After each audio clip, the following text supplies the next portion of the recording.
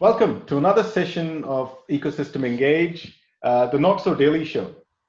I'm your host, Amit Gupta, and I'm joined today by Parry Ravindranathan, who's the President and Managing Director for International for Bloomberg Media, and Andrew Milroy, Ecosystem's Principal Advisor. And we are going to have a fascinating discussion relating to media and how that landscape is changing, and also how are we as consumers changing the way we keep ourselves informed, but also entertained.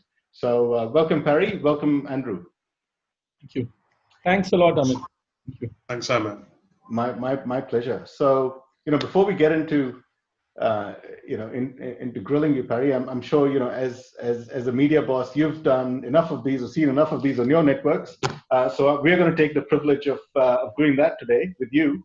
But before we get into that, we'll ease into how you're keeping yourself well. What are you, how are you looking after your own wellness, and of course keeping your teams engaged and inspired through these difficult times?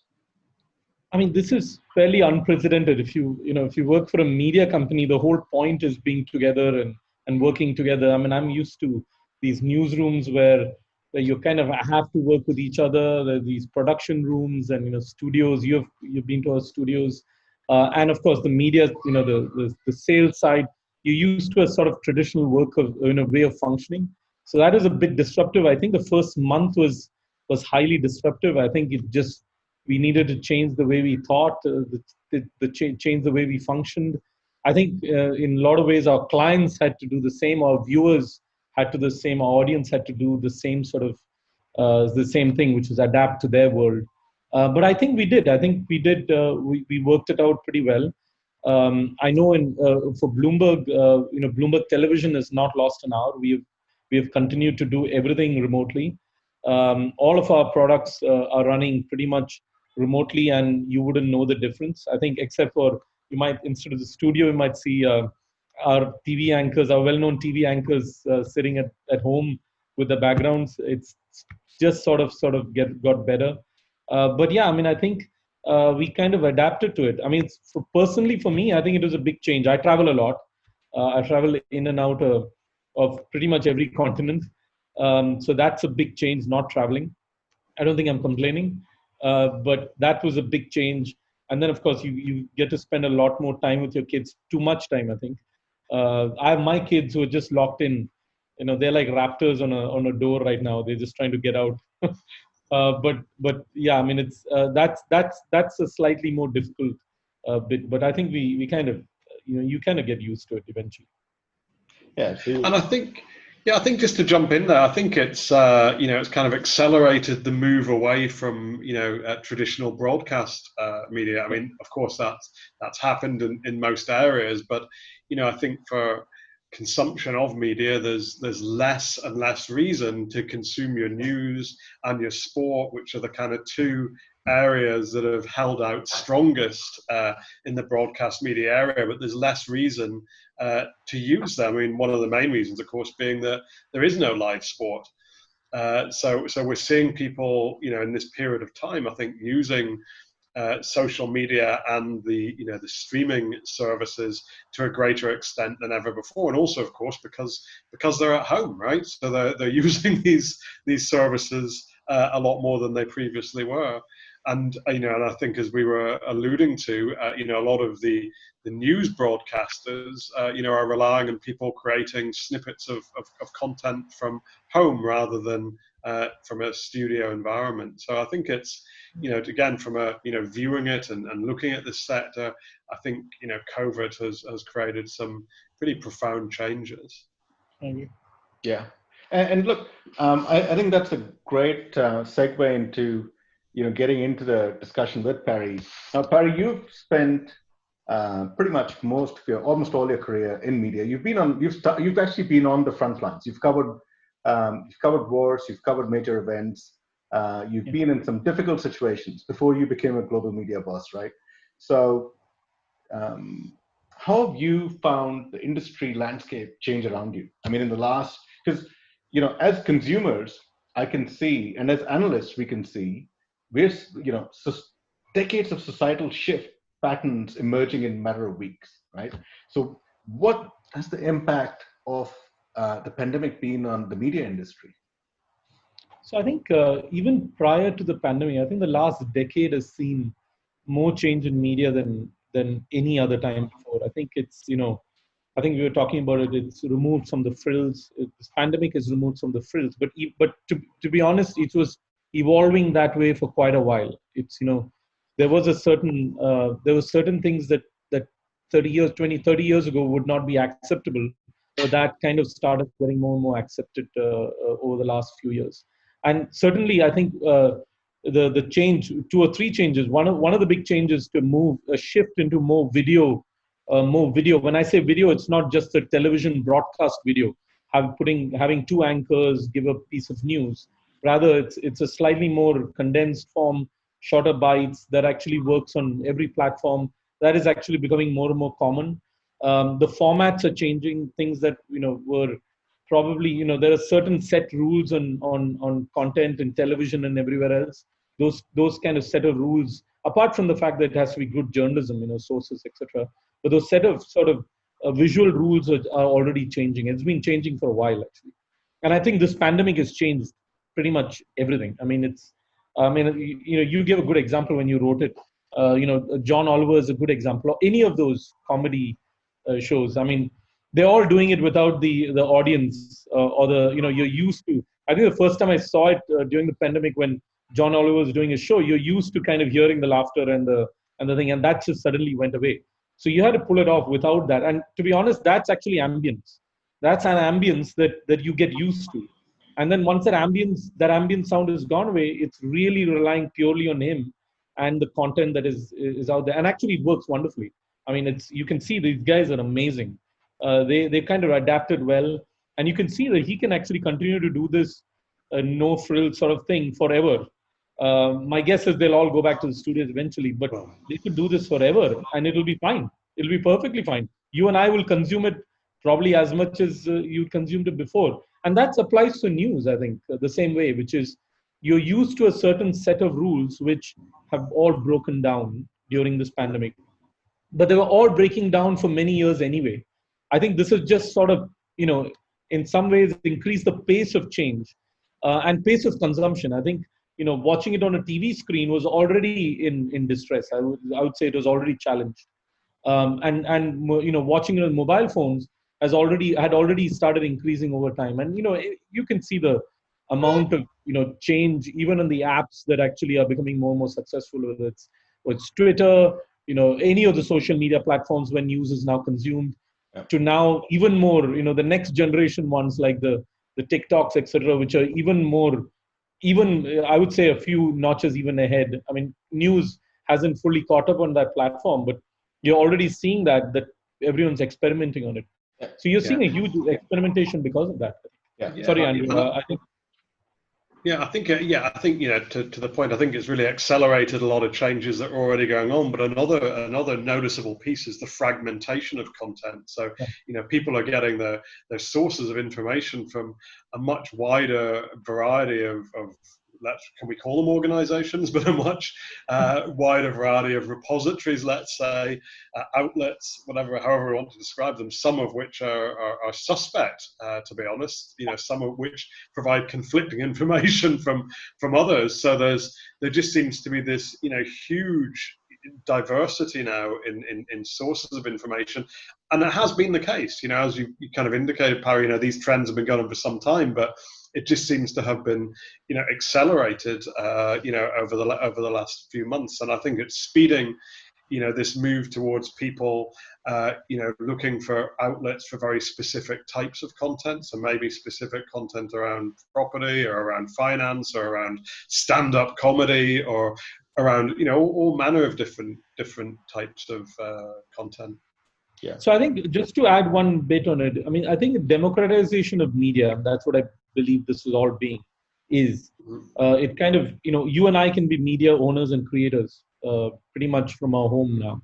I think that democratization of media has both opportunities, I think, and challenges. I think the challenge is, like you said, Andrew, I think there's an incredible amount of content out there, incredible number of sources. which actually does, and some of them suspect sources, a lot of them suspect sources, which has increased the amount of fake news out there, or sort of misinformation in a lot of ways, or disinformation, and that actually comes with these huge risks, which I don't think we as an industry, or certainly media as an industry, really knows what to do with it. It's a tough one, because sorry.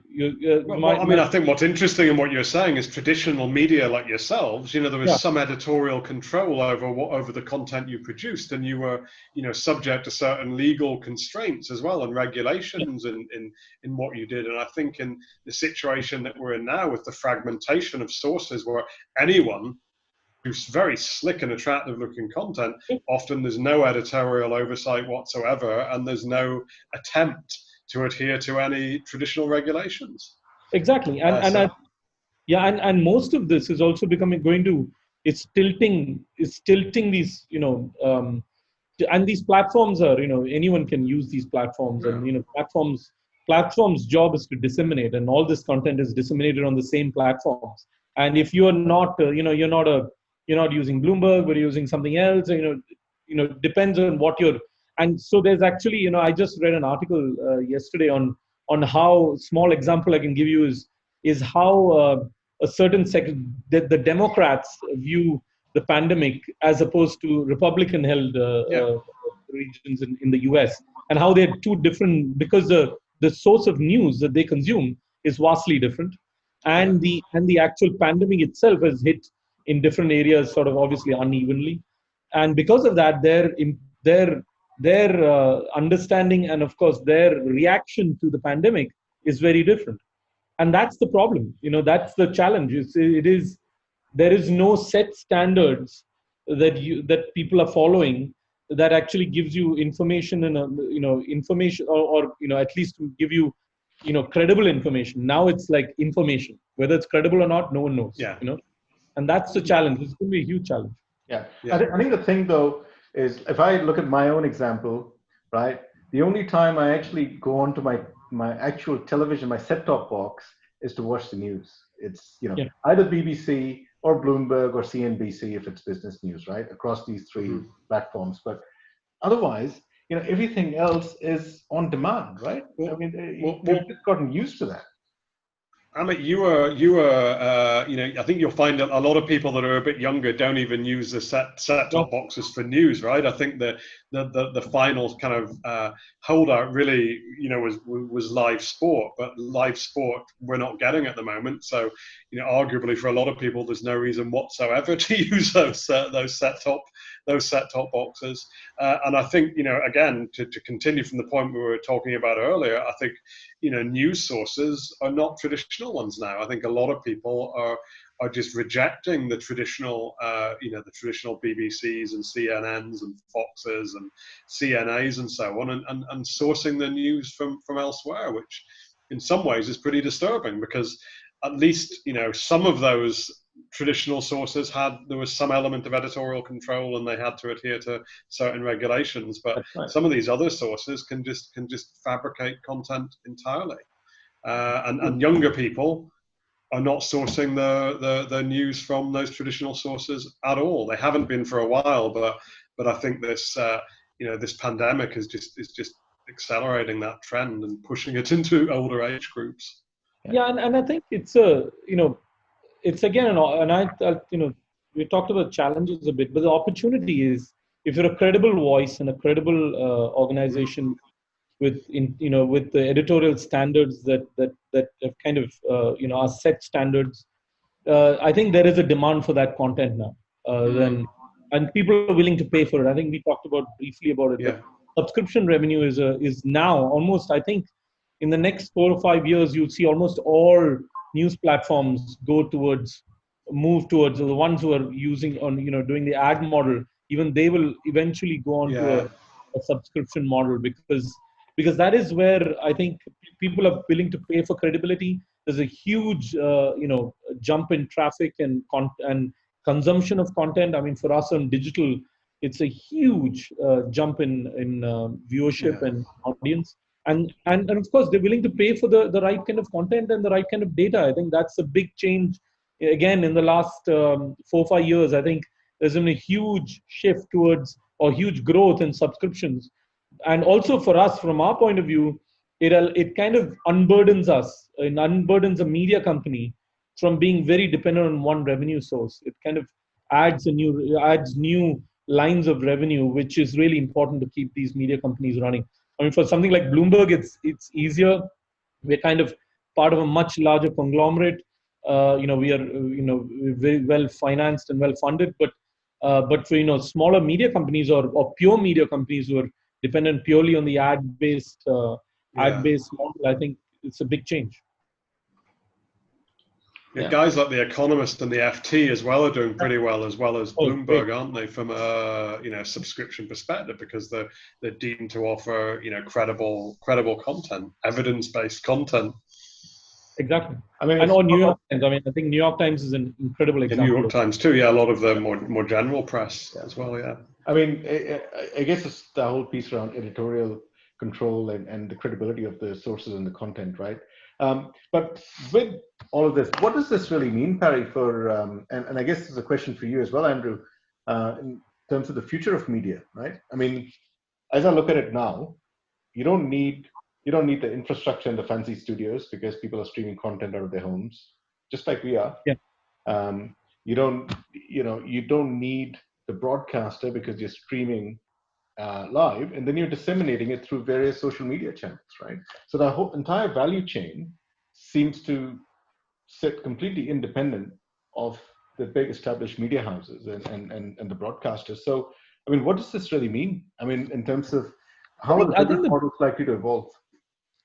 I think, I mean, there are two or three things. I mean, I'll take it first on the brand. I mean, a brand value, a news brand that's an old respected brand still has value, because you have a immediate audience simply because you're a well-known news in that space, and that's also breaking down. Someone can always argue that the younger people don't look at it, etc. But there are some things that these companies have done over the years which has actually lifted their credibility overall. That's one.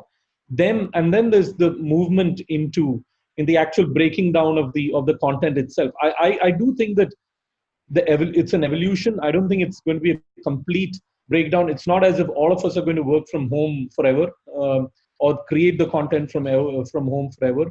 It'll be slightly more polished, etc.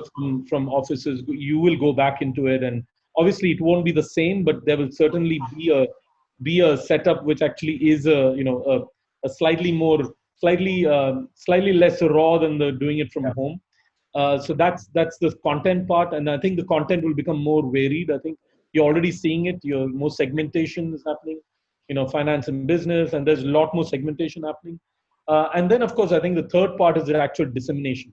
I think the dissemination is where I think the massive change is going to be.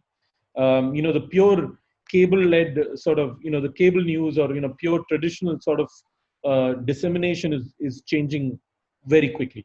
I think that's happening so quickly that I think even the companies are trying to catch up with it. That is where I think the massive changes is already happening. It's going to basically become, speed it up.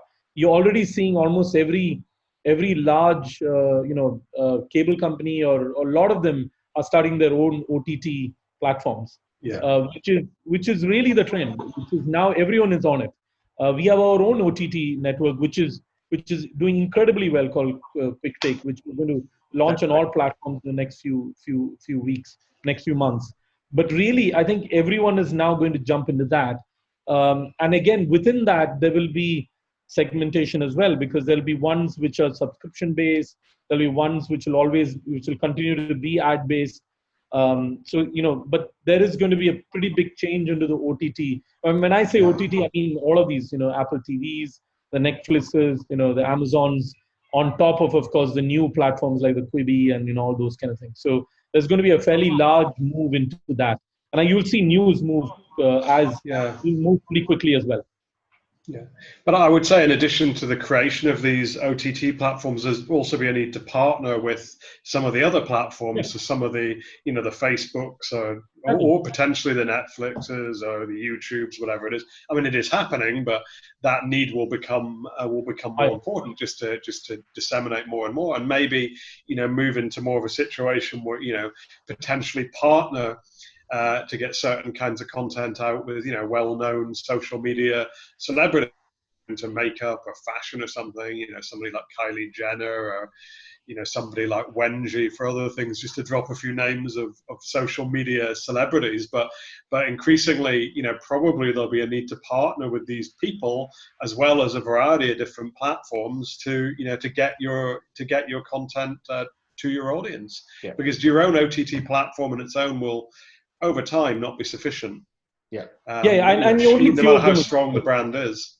Yeah, exactly, and only few of them will survive. And I think you've hit a really important point. I think it kind of in some ways goes into the economics of it. I think it's become the last 2 or 3 years. There's been a slightly more equitable relationship between the platforms like the Facebooks and the like, and media companies. I think media companies were always hesitant to kind of really go all into many of these platforms, because whenever they did go all in, there would be some small change in an algorithm or something, and the news guys kind of end up having spent all that money to create the content, but really not being able to monetize. I think that's changed. I think there is a change there.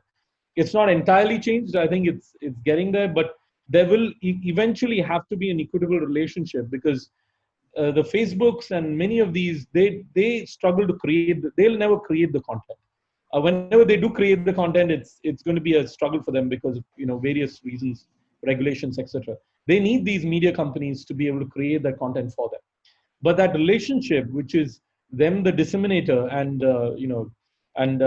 us the creator, I think has to be a slightly more equitable relationship. And I think I think there is that is coming about. I think the big fear for the media industry always was not to become the music industry, not what iTunes did to the music industry. I think we wanted a much more equitable relationship, and that is developing now, I think.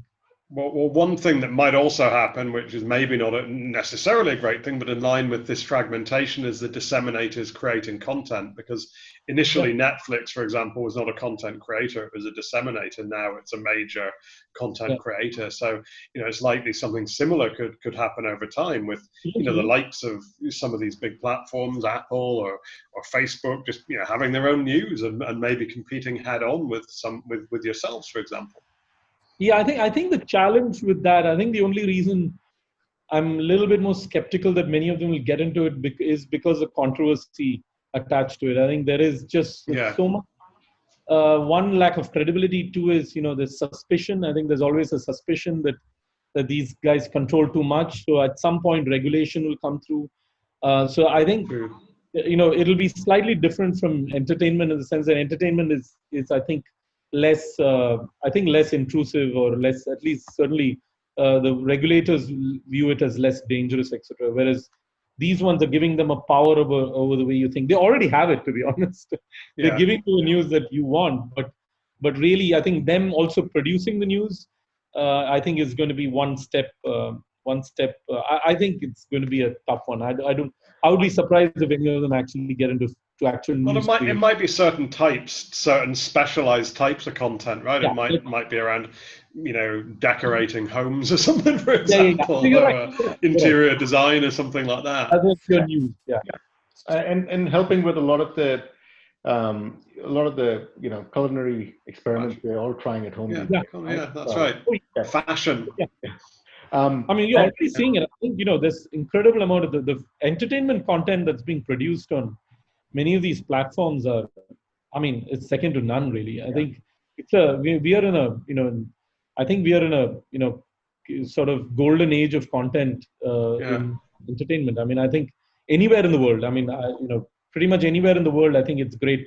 Now, I was just sorry to digress, but the thing is, I was just looking at the small example is Quibi, right? I mean, I was consuming it for a few days because I was interested in the 7-minute format. I mean, which is, again, it's an interesting format that I never thought I would be watching it in, but there it is interesting. The format, I'm sure people adapt to these kind of things. So, it's golden age in a lot of ways. I'll tell you, Parry, I mean, we love to travel, and obviously there's no travel happening, right? And, rather than watching the travel shows, actually some of the best travel content, which actually feels like you're with them, you're accompanying them on those, in those beautiful exotic locations, are some of the independent content created by the bloggers on YouTube. Oh, yeah. And it's amazing, And they're almost as good in quality. It's definitely as good. And you experience that in 5 minutes rather than sitting through a 45-minute segment on the BBC, for example, right? So exactly. But just in terms of, I guess, the evolving business models. Now we know that, and Facebook are starting to show that. We've seen that take place in China, and we know that a lot of these platforms are showing that they can go. The revenue models can go beyond advertising and into true commerce, right? You start to build commerce, and as you start to get into this entire new space and the way people consume and engage, lots of opportunities, right, for established media houses, because you've got the brand and credibility. But specifically in terms of the digital engagements and the role of technology, I'd love to get both of your thoughts on how that's starting to evolve and what role technology will play in taking this industry forward. I can have one smash. I think e-commerce is interesting. You mentioned e-commerce. I think it's yesterday I think Dave Firster and ByteDance mentioned that their in-house e-commerce is actually growing at an incredible pace. It's apparently huge. It's like a huge number that they've started clocking, and again they're experimenting with it. Even media companies. There are quite a lot of media companies that have diversified. I think one example I can give is Hodinky. It's only for watches, but it's essentially they're doing both e-commerce and the content. Their reviews are some of the best out there. Even we take some of their content. Yet they've been able to keep that completely Chinese walled from the actual e-commerce business that is growing, selling watches, which is growing enormously. I don't know if traditional media players will ever be fully immersive. If that revenue line will ever be that big for us. I think there will be there will be ways to actually partner with others, etc.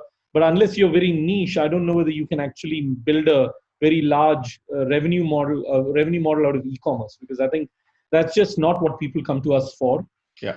There's an opportunity there, but I don't know if there's actually, and also it's weird. It's a sort of Faustian handshake, because you don't know whether you don't know whether you're kind of you're part of selling something, or you're actually going to, and no matter how well you've walled it, there'll always be suspicion that you're selling something. I think it's a very difficult, as a journalist and someone who runs a media business, it's a highly complicated. I think as someone who runs a media business, I would love to look at that as a revenue opportunity.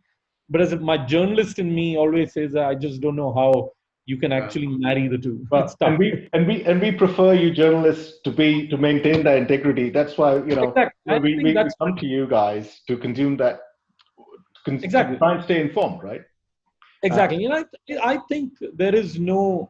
I'm a strong believer that content has to be paid for, because content comes with a cost, and that content has a cost that has to be paid for. And I do think that eventually, from a news perspective, I don't see a model that is more long term, and certainly will probably lead to the long term sort of success and survival of the media business than a pure subscription business. Yeah. Which will have its own subsects. You could have you could be in food business. Different kinds of things, but not main news will probably be untouched in that sense. People pay for that. Perhaps in other formats of media, right? Like sport, for example. And I know Andrew is really suffering at the moment because he can't watch the EPL, right? And now, unfortunately, if you followed Bundesliga, you could follow German football. Indeed, yeah.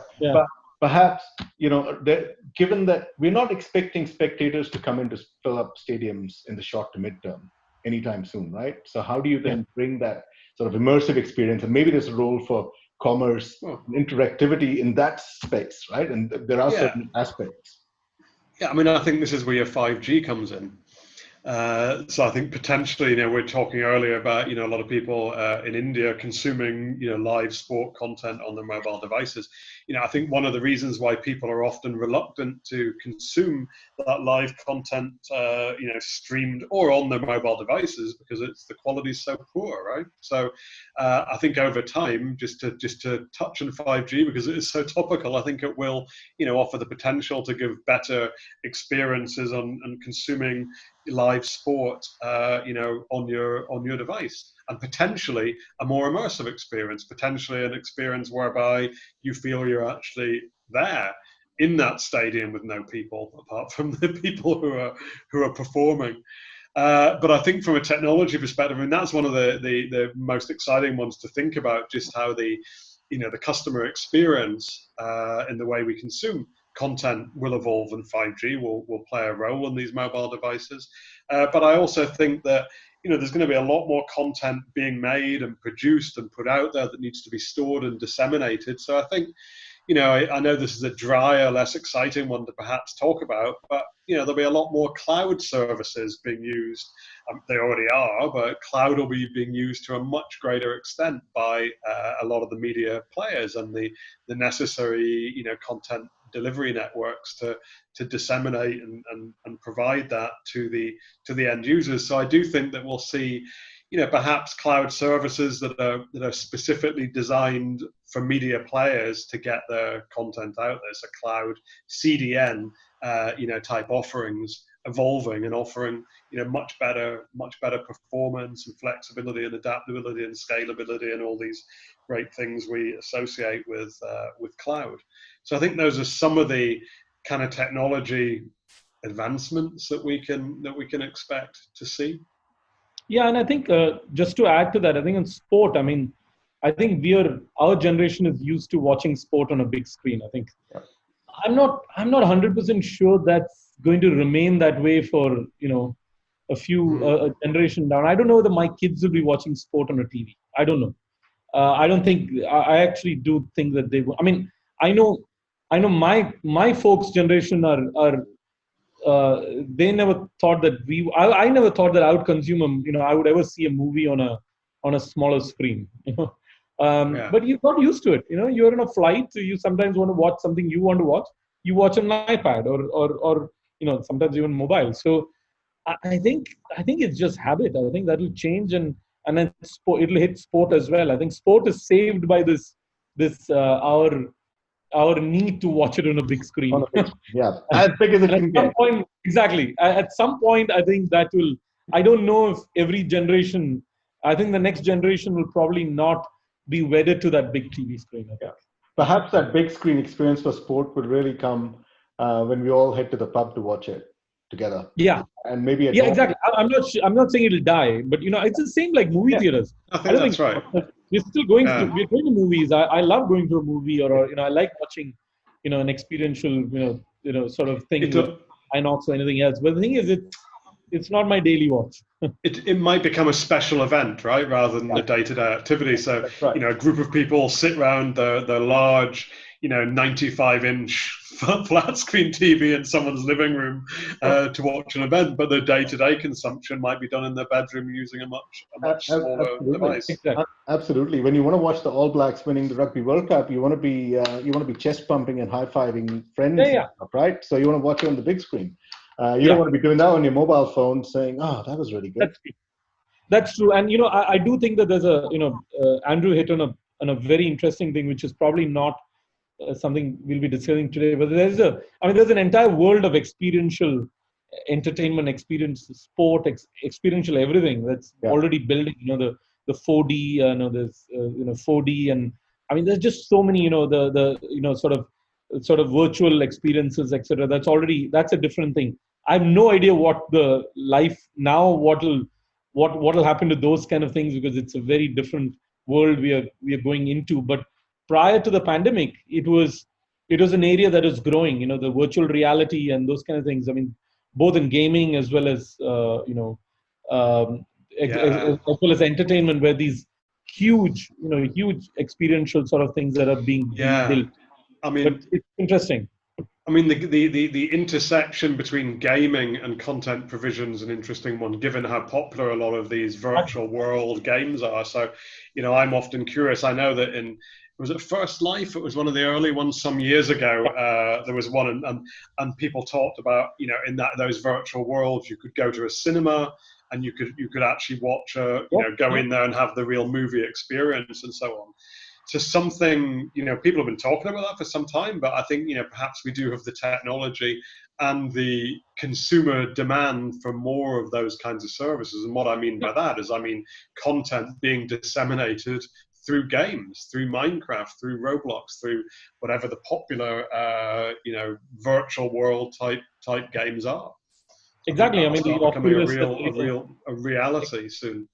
Exactly. And I think almost every one of those large tech firms are quite invested in those kind of technologies already. I mean, you have Facebook, which owns Oculus. I mean, these are slightly less accessible right now, but my guess is that this will increase access quite significantly, I think. Because you can do the whole thing alone, You can actually literally sit wearing it and actually have the whole experience sitting on place. And I think it's interesting. It is, experiential sort of entertainment / gaming, everything else is growing a lot. I mean, I don't know what its state is right now, but certainly I'm sure my common sense says that it will grow a lot in the coming years. VR, AR, etc.